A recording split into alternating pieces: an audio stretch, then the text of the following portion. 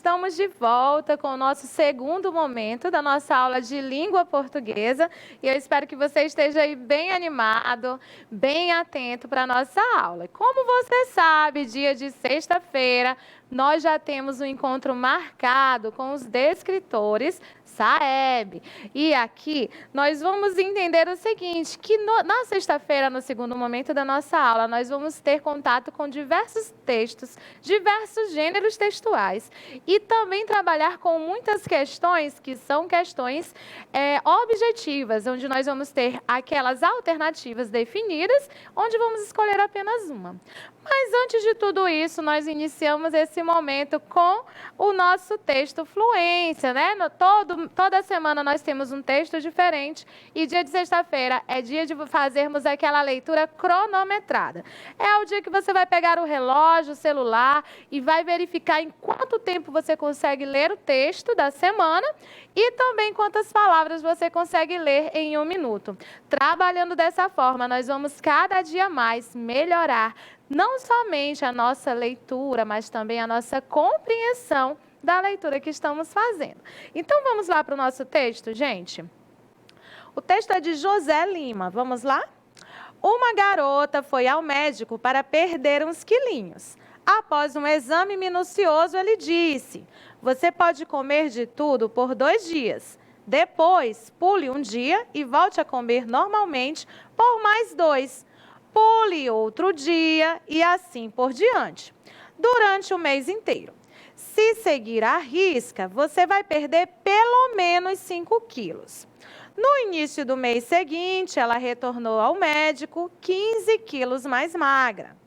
Incrível! Vejo que você seguiu minhas instruções rigorosamente. Parabéns! Obrigada, doutor. Mas fique sabendo que eu quase morri. De fome? Não, de tanto pular. Olha só, gente, quando ele pediu, né, para que ela pulasse um dia, na verdade ele estava dizendo o seguinte, que naquele dia ela não poderia comer tudo que ela queria, ela precisava estar de dieta, né? Mas ela imaginou que aquele dia ela precisava estar pulando o tempo inteiro. Então, por isso que ela perdeu tanto peso assim em um mês apenas. E aqui nós temos o texto para você fazer a leitura cronometrada. Convide alguém da sua família para estar supervisionando esse momento com você. Os seus resultados você vai enviar para o seu professor na plataforma ou no WhatsApp, como vocês combinaram. Ok? Então, vamos lá, treinar sua leitura, sua entonação de voz, para que você seja aí um leitor excelente. Vamos continuar nossa aula de hoje? Então, você e eu sabemos que nós temos agora algumas questões, né, que vão trabalhar os descritores Saeb. O que é o Saeb? É o Sistema de Avaliação da Educação Básica, que traz para nós a oportunidade da gente perceber como é que estão os nossos resultados enquanto quinto ano, ensino fundamental, né? Não só o quinto ano, mas também o 9º ano. E aí a gente vai percebendo que para que isso aconteça, a gente precisa treinar bastante, não é? Então, vamos lá, pessoal, olha só. Objetivos da atividade de hoje. Reconhecer relação de causa e consequência em tirinhas, contos e reportagens. Reconhecer relação entre pronome e seu referente em tirinhas, contos e reportagens. Inferir elementos da narrativa em fábulas, contos e cartas. Reconhecer sentidos de conjunções e de locuções adverbiais em verbetes, lendas e contos. Então, vamos lá para a nossa aula de hoje com as questões dos escritores Saeb. Vamos lá? Nós temos aqui uma reportagem que tem como título Os Cães e a Terceira Idade. Não tem jeito nem escapatória, porque isso acontece com tudo e todos no mundo inteiro. Uma hora, os nossos amigos peludos vão ficar velhinhos. E assim como com os humanos, as mudanças de temperamento e comportamento também são visíveis nos cães, que chegam à terceira idade. Basta um olhar atento pela vizinhança para encontrar cães acima do peso. A reportagem é de Júlia Ferraz. Então, vamos fazer a leitura do texto? Olha só. Segundo o doutor Marcelo Quinzani, diretor clínico de um pet shop, um cachorro idoso apresenta diminuição acentuada da atividade física e do interesse em disputar território por conta da diminuição de hormônios reprodutivos. Mas essa perda do vigor físico pode ter seu lado bom. Um filhote requer muita paciência e treinamento para se adequar à rotina da casa e aprender os comandos. O adulto já está adaptado à casa, já está mais tranquilo e tende a requerer menos cuidados. Já o idoso é como se voltasse a ser criança, pois requer mais atenção e cuidados médicos com a vantagem de serem mais tranquilos, diz. À medida que os cães ficam mais velhos, eles podem continuar fazendo todas as atividades normalmente, como passear e brincar. Mas é importante que os donos estejam atentos para respeitar o novo ritmo do animal. Em média, os cães entram na terceira idade, aos 7 anos. Mas isso é relativo, pois as raças e o porte dos animais influenciam muito. Com o tempo, a queda da atividade física vai se acentuando, tanto que alguns bichos deixam até de gostar de passear e, portanto, não fazem tanta bagunça em casa. Segundo Quinzani, o tempo de convivência do cão com seus humanos traz uma tranquilidade e uma dedicação maior ao dono e à casa. Mas, como lembra o médico veterinário, um cão idoso merece respeito e cuidados mais intensivos, pois fica mais frágil. E esse texto foi retirado do site Yahoo, tá bom, gente? Então, vamos aqui para a nossa primeira questão.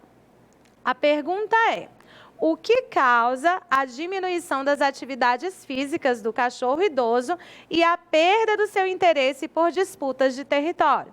Sabe que quando tem um cachorrinho que está ali perto da casa onde mora um outro cachorro, sabe que geralmente aí tem discussão, né? Tem briga, e aí um não quer que o outro se aproxime. Isso se chama disputa de território, tá bom, gente? Então, quando o cachorrinho ele vai tendo uma idade mais avançada, ele perde o interesse por essas disputas de território e também diminui as atividades físicas, como correr, né? Então, aqui nós temos um trecho do nosso texto, quero que você faça a leitura desse trecho para encontrar qual é a causa da diminuição das atividades físicas do cachorro idoso e a perda do interesse dele pelas disputas de território. Nós temos aqui algumas alternativas. Letra A, a diminuição de hormônios reprodutivos. Letra B, o aumento de hormônios reprodutivos. Letra C, a ausência total de hormônios. Ou letra D, nenhuma das alternativas anteriores. Faça aí a leitura rapidinho do nosso trecho. Eu vou te dar um tempinho. Daqui a pouco a gente volta para corrigir essa questão, tá bom? Escolhe uma alternativa para você.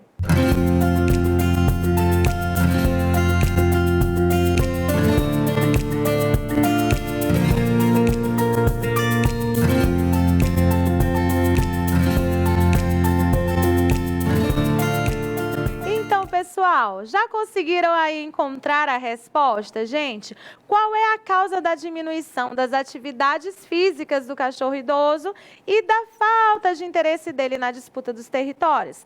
Vamos aqui observar as alternativas. Qual alternativa você escolheu? Vamos agora fazer a nossa correção, tá bom? Olha só, o que causa a diminuição das atividades físicas e a perda do interesse por disputas de território? É a diminuição de hormônios reprodutivos no cachorro.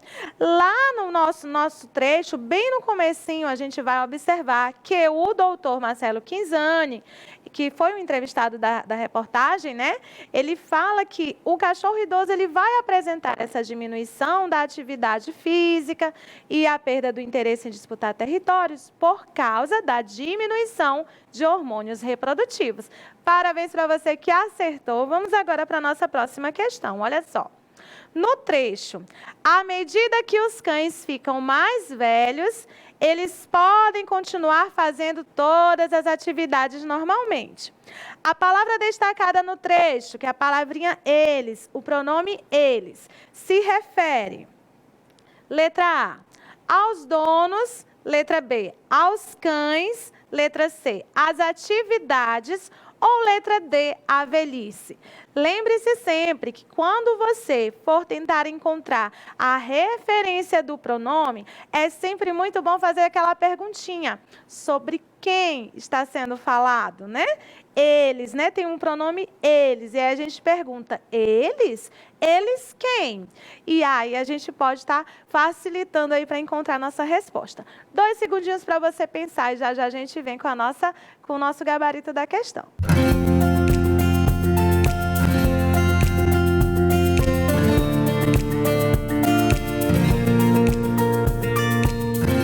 Então, pessoal, já conseguiram aí encontrar a resposta?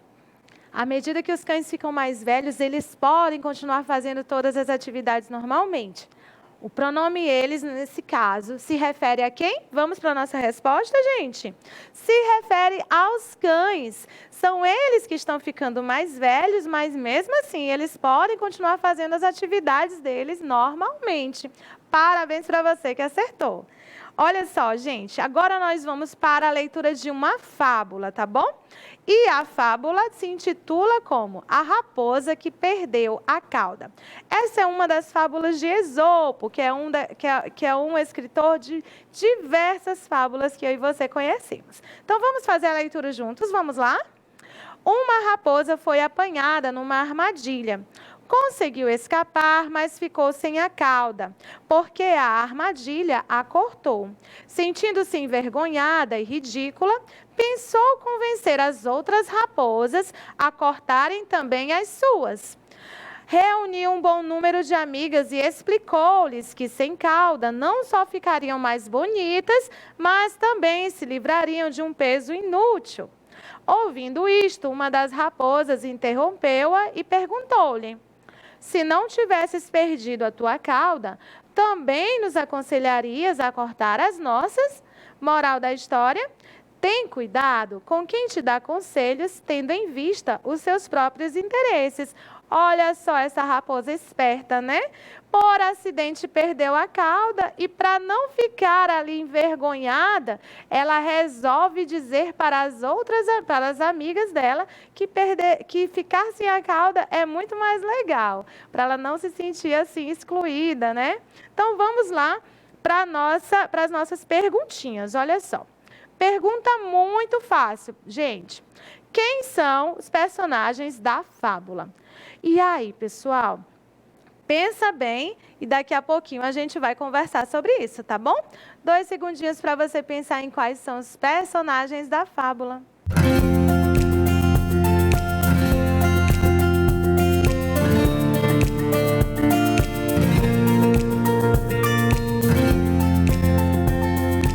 E aí, pessoal? Vamos agora verificar aqui quais são as nossas alternativas. Quem são as personagens da fábula? Letra A raposa. Letra B, as raposas. Letra C, a cauda. Ou letra D, os caçadores. O que você acha? Tempinho para você pensar e escolher sua alternativa. E daqui a pouco a gente volta com a resposta.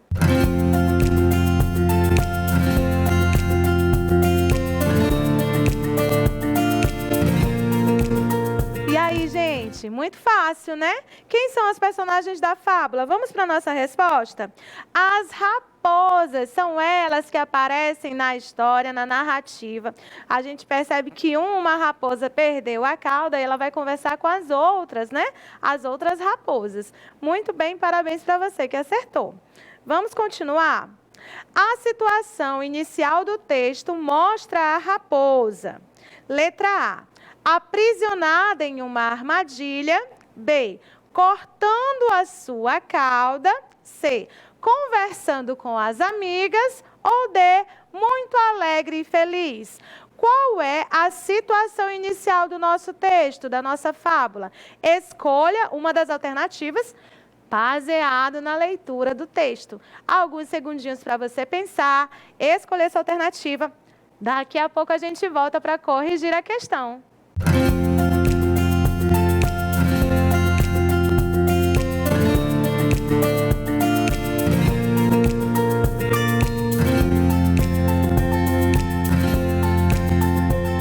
Então, pessoal, pessoal, podemos aqui? Já fizeram aí a sua escolha aí em casa? Então vamos lá, olha só. Qual é a situação inicial do texto? O que é a situação inicial do texto, gente? É aonde o personagem, geralmente o personagem principal é apresentado e onde ele se encontra. Então, geralmente, na situação inicial do texto, a gente vai observar onde é que está se passando a história, quem é o personagem principal, quem são os outros personagens. Mas, nesse caso, a situação inicial dessa fábula, como é que está a raposa? O que está acontecendo com ela na situação inicial? Vamos para a nossa resposta? Olha só. A raposa está aprisionada em uma armadilha. Bem no início do texto diz assim: uma raposa foi apanhada numa armadilha.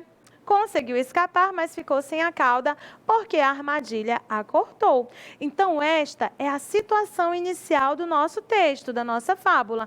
A raposa estava presa em uma armadilha e, por conta disso, perdeu sua cauda. E é aí que a nossa história começa, né? Muito bem, parabéns para você que acertou. Então, olha só, gente, nós temos a questão de número 5. Letra A. O conflito da narrativa é identificado quando a raposa... Aí nós temos aqui algumas alternativas. Letra A. Tenta recolocar sua cauda no corpo. B. Perde a sua cauda numa armadilha. C. Fica envergonhada e triste por perder a cauda. Ou letra D. Fica feliz por ter se livrado daquela cauda feia. O que você acha? Lembre-se do seguinte, olha só. O que é o conflito? Nós já conversamos sobre isso várias vezes quando nós observamos os elementos da narrativa, não é mesmo? O conflito é aquele problema, aquela dificuldade que o protagonista da história, da narrativa, terá que resolver. Então, qual foi o problema que ela teve que resolver? Lembre-se que a situação inicial era a própria raposa perdendo a sua cauda em uma armadilha, não é? Então, pensa um pouquinho. Olha para as alternativas e escolhe aí a alternativa que para você indica o conflito dessa narrativa. 2 segundos para você pensar. Já já a gente volta com a resposta da questão.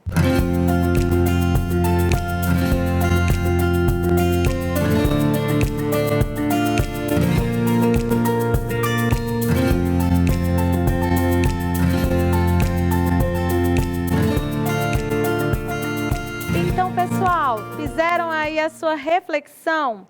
Qual é o conflito dessa narrativa? Qual é o problema que a raposa vai precisar resolver? A dificuldade que ela vai ter que vencer? Então, vamos lá para a resposta, olha só. O conflito, lembrando sempre da dica, né? O conflito de uma narrativa é um problema, confusão ou adversidade que precisa ser resolvido, geralmente pelo protagonista da trama. Então, vamos para a resposta. Qual é o problema que a raposa precisa resolver? Ela fica envergonhada e triste por perder a cauda.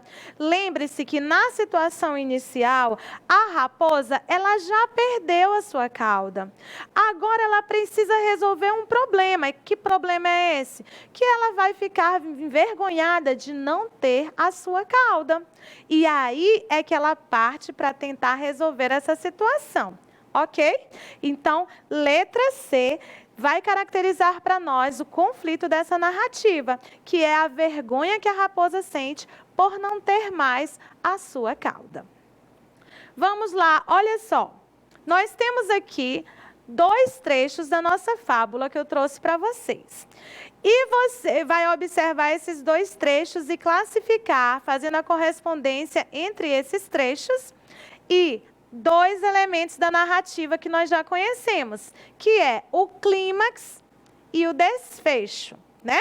Então, a questão número 6 diz o seguinte: faça a correspondência entre os elementos da narrativa, clímax e desfecho, e os trechos abaixo. Ou seja, você vai dizer qual dos trechos é o clímax da narrativa e qual dos trechos é o desfecho da narrativa. E aí nós precisamos relembrar, gente, o que é clímax e o que é desfecho. Vamos lá? Bom, o que é o clímax? Clímax é aquele momento mais tenso da narrativa. É aquele momento em que você, quando está lendo uma história, uma narrativa, você se pergunta: e agora, o que é que vai acontecer com o personagem? Como é que essa história vai acabar? E aí, aquele momento de muita emoção, é aquele momento mais emocionante da história, que é aquele tempinho da narrativa que você não sabe bem o que vai acontecer a seguir. Então, o clímax da narrativa é sempre esse momento mais tenso, mais emocionante da história, ok? E o que é o desfecho da narrativa? Muito simples, né, pessoal? O desfecho da narrativa é simplesmente o final da nossa história. É como os personagens, como o protagonista, como é que aquela história termina, tá bom? E agora você vai ler esses dois trechos que eu coloquei aqui e vai identificar qual deles é o clímax e qual é o desfecho. Vamos lá? Eu vou te dar um tempinho para você fazer sua leitura. Depois a gente volta junto, faz a leitura junto e a gente descobre qual trecho é o clímax e qual trecho é o desfecho da nossa narrativa. Tempo para você fazer a leitura e já a gente conversa de novo sobre essa questão.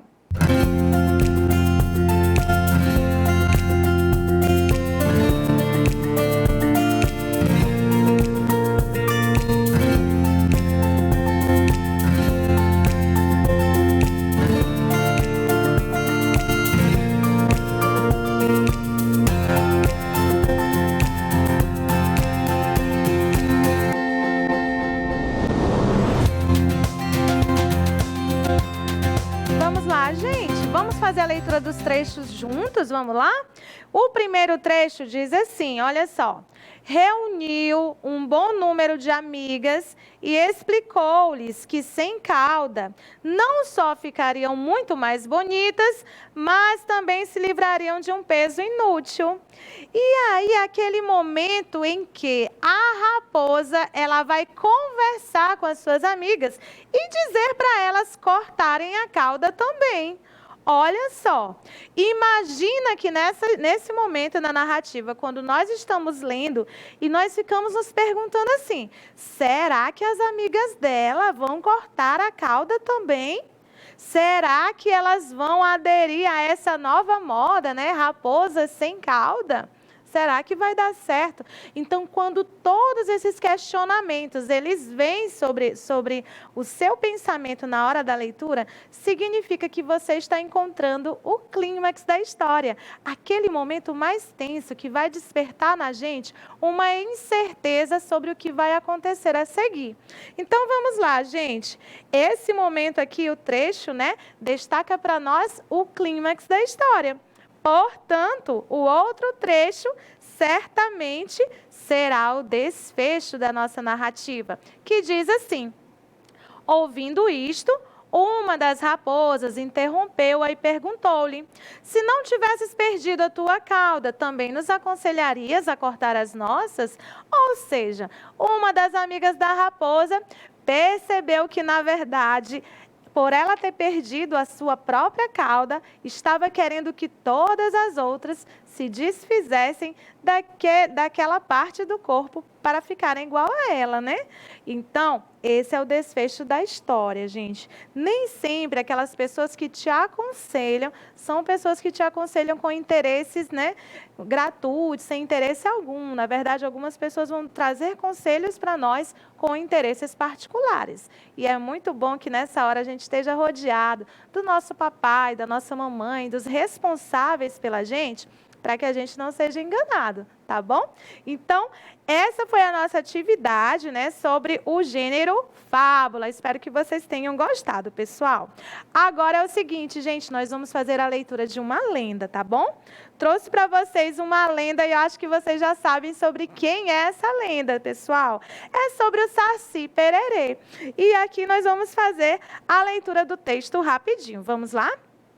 A lenda do Saci Pererê fala sobre esse ser mítico, baixinho, negro e com uma perna só, que vive pulando rapidamente pela floresta com seu capuz vermelho. O Saci é muito brincalhão, agitado e travesso. Sempre faz travessuras por onde passa. Gosta de bagunçar a crina dos cavalos durante a noite, dando nós e fazendo tranças. Esses são sinais de que o Saci passou por ali. Ele também tem o costume de entrar nas casas para pregar peças nas pessoas. Pode queimar as comidas que estão no fogão ou fazer objetos desaparecerem. Às vezes, até apaga velas e luzes. O Saci cria um redemoinho quando passa rápido por um lugar, levantando folhas e sujeira. A lenda do Saci conta que é possível capturá-lo lançando uma peneira no meio do redemoinho. Depois é preciso retirar o seu gorro e colocá-lo dentro de uma garrafa para não escapar. Olha que aventura, né, gente?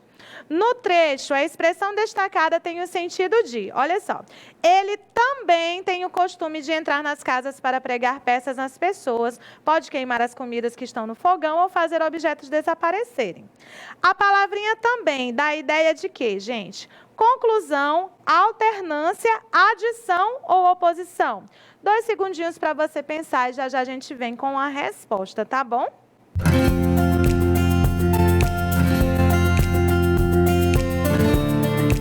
Vamos lá, pessoal. Qual é a ideia que a palavrinha também vem trazer para nós aqui? Vamos lá? Olha só. Ela vem trazer a ideia de adição. Saci faz um monte de coisa, né? Cria redemoinho, faz sujeira, apaga a luz, apaga a vela. E ele também tem o costume de entrar na casa das pessoas. Então, a palavra também, ela vai dar para nós a ideia de adição. Parabéns para você que acertou. Pessoal, agora eu vou trazer para vocês aqui uma orientação básica sobre a nossa atividade de casa, tá bom? E para a nossa atividade de casa, nós vamos ter um texto que é João e Maria, que é um conto maravilhoso, um conto de fadas, não é? E aqui você vai fazer a leitura do texto, João e Maria, para responder as questões que seguem. São 4 questões, tá? Então, em casa, com calma, tranquilidade, você vai fazer essa leitura, peça a ajuda de alguém para ler junto com você também e responda as questões. Questão de número 1. Resolveram abandoná-los no bosque. A palavra em destaque se refere a: letra A, João e Maria. B, o pai e a mãe. C, o pai e a bruxa. Ou D, a Maria e a bruxa. Você vai escolher uma alternativa apenas. Questão de número 2. João teve que deixar migalhas de seu pedaço de pão. Qual foi a consequência disso? Letra A, não se perderam na floresta. Letra B, conseguiram voltar para casa. C, os pássaros comeram as migalhas. Ou D, as migalhas ficaram no mesmo lugar. Você vai escolher também a sua alternativa, tá bom? Temos a questão de número 3. À tarde, quando quiseram voltar para casa. A expressão à tarde indica a ideia de A, lugar. B, modo. C, tempo. D, afirmação. A expressão à tarde. Observe bem as alternativas para responder e marcar sua alternativa correta. Por último, questão de número 4. O conflito da história é, letra A, o abandono das crianças. B, o encontro com a bruxa. C, o tesouro encontrado. Ou D, a velhinha esquisita. Veja que conflito, vamos lembrar da nossa aula, conflito é aquele problema ou dificuldade que precisa ser resolvido, não é? Então, você vai ler o texto com calma, tranquilidade, para responder as questões, tá bom? Então, gente, por hoje é só, estamos chegando ao final da nossa aula, espero que vocês tenham gostado, aprendido. Qualquer dúvida, entre em contato com o seu professor e na semana que vem estaremos por aqui. Tchau, tchau!